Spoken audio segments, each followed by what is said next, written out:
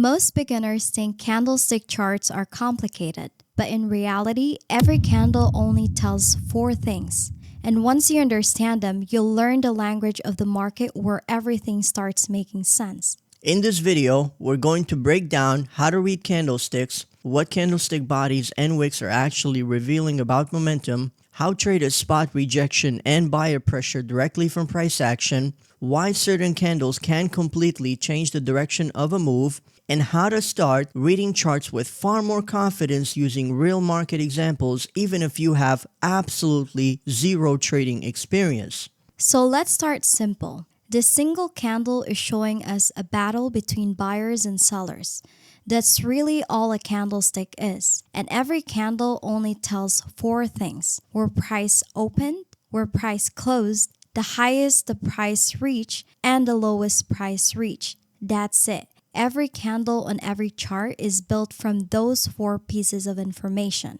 The thick part in the middle is called the body, and these thin lines above and below are called wicks.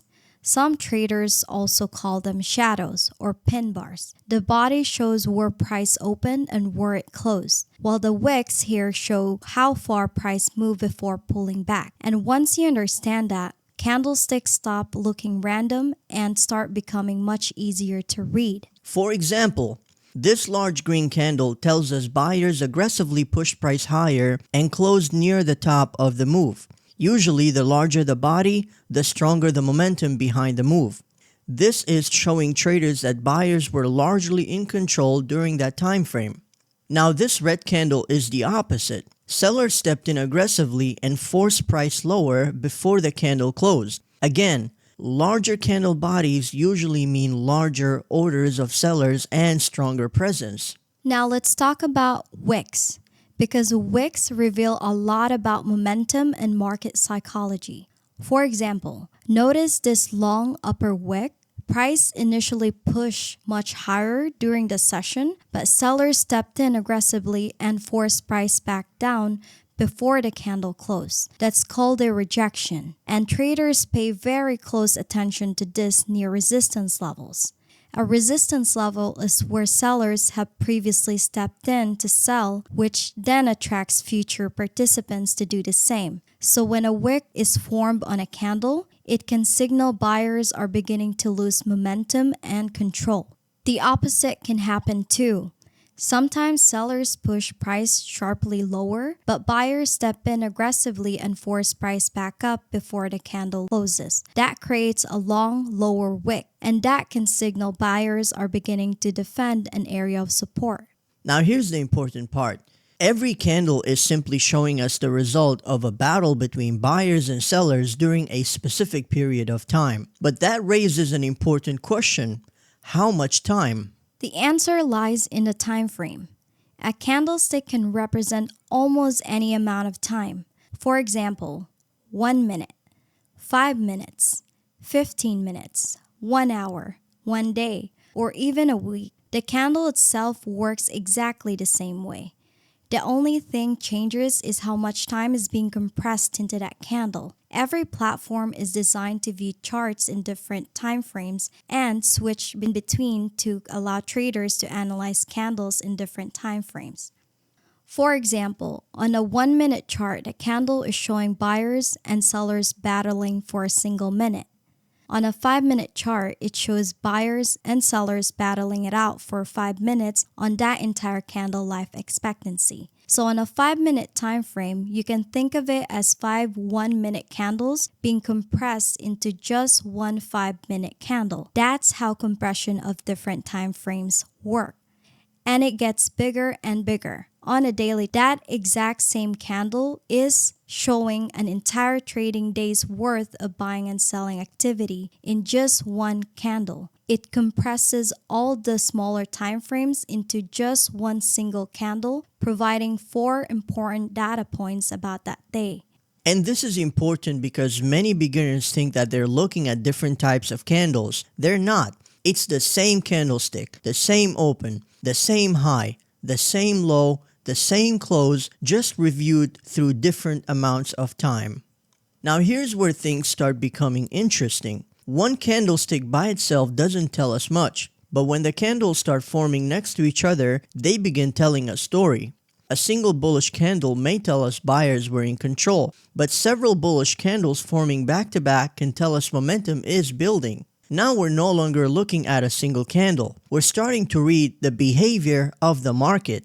There are a set of candlestick combinations when combined together on a price chart that form very distinct and recognizable patterns. That's what traders call candlestick patterns. These are two candlestick combinations traders look to identify that can trigger some of the most powerful moves over and over. Patterns like bullish engulfing, bearish engulfing, bullish hammer, shooting stars, and dojis are important candlestick pattern combinations to identify on a price chart, showing buyer and seller behavior dominating a chart. The pattern itself is crucial to understanding the psychology of what the buyers and sellers were doing to create it.